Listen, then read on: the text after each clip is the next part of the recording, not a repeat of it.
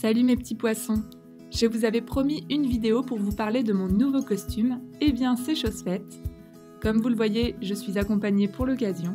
Salut à tous, c'est Merman Arion. Alors Merman Arion, c'est un triton français, un homme sirène donc, et c'est un grand aficionado de la marque Finfolk. Il possède plusieurs nageoires de cette marque, en silicone et en sequin, donc c'est avec lui que j'ai décidé de franchir le pas et d'acheter mon premier costume Finfolk. Alors vous allez le voir tout de suite, ce ne sont pas des costumes en silicone ici, mais des costumes en néoprène. Le néoprène, c'est une sorte de tissu très épais. C'est le même tissu par exemple qui est utilisé pour faire des combinaisons de plongée. Donc c'est très différent du silicone. Le silicone, ça va être plus réaliste, on va pouvoir faire des écailles en relief, c'est aussi un matériau qui est plus lourd et plus épais. Le néoprène, c'est un tissu plus léger, il flotte, donc on va plus difficilement aller au fond de l'eau, et il est imprimé comme du tissu imprimé en fait. J'ai craqué en achetant pour la première fois un costume, car justement celui-ci n'est pas en silicone et qu'il fait quand même un aspect assez réaliste. Regardez la forme et les couleurs en photo et même en vidéo, cela rend super bien, donc j'avais super envie de tester. Et je dirais que du coup c'est le costume idéal à situer entre les costumes en tissu et les costumes en silicone. Vous allez voir, la nageoire elle est quand même super grande, les détails ils sont super impressionnants. En revanche, il faut savoir que ces costumes sont vendus sans monopalme à l'intérieur de la nageoire et qu'il est impossible de nager dans ce costume si on n'y met pas une monopalme. C'est même précisé dans le petit papier qu'on reçoit avec le costume, c'est interdit de se mettre dans l'eau avec ce costume sans avoir au préalable glissé une monopalme dans la nageoire parce que là pour le coup c'est vraiment dangereux, on pourrait couler.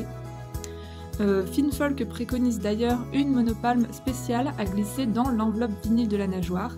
Donc vous allez voir dans la nageoire, il y a une espèce d'enveloppe transparente qui permet de conserver la forme de la nageoire et on peut y glisser une petite monopalme. Alors la monopalme, voilà, elle est vraiment courte et ça va pas vous donner la puissance de nage d'une monopalme de compétition comme les monopalmes que je mets dans mes costumes en silicone, mais ce sera largement suffisant pour nager en piscine ou en mer s'il n'y a pas de courant. Pour résumer, je vais vous dire quelques points positifs. Vraiment, je suis ravie de la forme de la nageoire, des couleurs vibrantes et de la belle ondulation de cette queue de sirène. On voit clairement que c'est la qualité Finfolk, hein, et puis je suis vraiment très contente du rendu photo et vidéo. Mais je vais aussi vous donner quelques petits aspects négatifs de cette tenue. Déjà la nageoire prend beaucoup l'air, c'est-à-dire qu'il y a de l'air qui rentre dans la nageoire et qui ne sort pas, donc c'est vraiment très dur de mettre la nageoire sous l'eau. Il faut passer plusieurs minutes avant de se mettre à l'eau pour enlever l'air de la nageoire, et quand j'ai nagé à l'Aquarium de Paris ça m'a un petit peu gênée, surtout que j'allais en profondeur, donc là la nageoire remontait vraiment. Il y a aussi la fermeture zip. Finfolk a installé une fermeture blanche, je trouve ça un peu dommage, c'est dommage de ne pas avoir mis une fermeture de la couleur de la queue de sirène.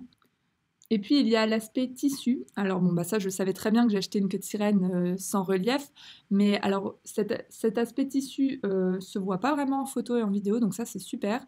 Par contre en vrai ça se voit, hein, je vais pas vous mentir, donc c'est pas un costume que je pourrais utiliser pour des événements professionnels par exemple.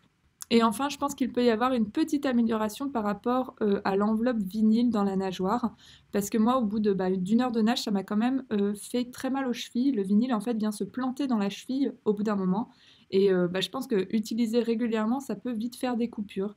Donc voilà, il y a une petite amélioration peut-être à mener à ce niveau-là. Sinon, globalement, je suis vraiment super satisfaite de cette queue de sirène. Elle remplit parfaitement son job, elle est légère, elle rend très bien sur les images. Alors, au niveau de son prix, c'est un costume qui vaut 335 $ pièce, mais attention, à ce prix-là, il faut rajouter le prix de la monopalme qui vaut 140 $, ainsi que les frais de port et de douane, et là pour la France ça fait un petit peu mal puisque j'en ai eu pour 150 $ en plus, ce qui nous fait un total de 625 $ pour un costume, soit à peu près 500 €. Donc c'est un costume que je recommanderais à celles et ceux qui ont par exemple déjà testé le mermaiding dans des costumes en tissu et qui aimeraient passer un petit peu à l'étape suivante mais qui n'ont pas forcément de quoi s'offrir une tenue en silicone. Voilà mes petits poissons, j'espère vous avoir fourni toutes les informations concernant cette queue de sirène. Très prochainement, je vous ferai une vidéo de l'école des sirènes sur les différentes queues de sirène que l'on peut trouver, celles en tissu, celles en sequin, celles en latex, celles en silicone, pour que vous ayez une vue d'ensemble sur les costumes de sirène, car il y en a plein de différents, et c'est bien d'avoir toutes les informations nécessaires avant d'en acheter un. J'espère que cette vidéo vous a plu, si c'est le cas n'hésitez pas à me laisser un petit commentaire. Je vous fais de gros bisous bulles, et je vous dis à très bientôt sous l'eau.